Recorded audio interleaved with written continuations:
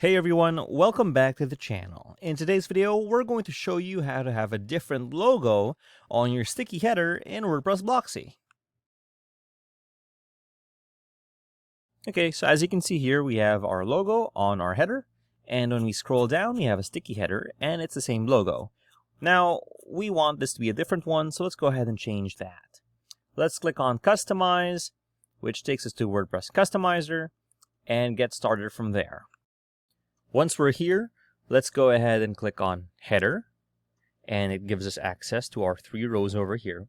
And let's pay attention to Logo. Let's click on that, and you can see we have our logo, and we have a logo for dark mode, as we've done in a different video.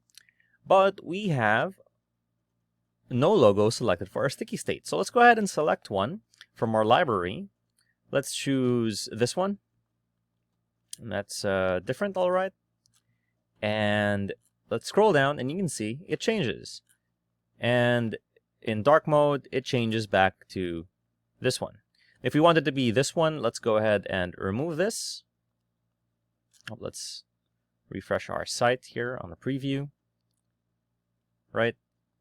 Because it is our sticky one. So regardless of whether or not it's in dark mode, that's what we want to do. And again, with all of our logos, it has just one size. So let's just keep it on 88. It's a bit bigger now. Let's hit publish and see the results.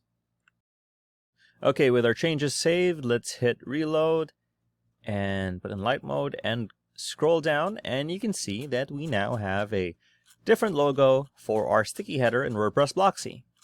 If you found this video helpful, please leave a like, comment, and subscribe to our channel, as it really helps us out with the YouTube algorithm.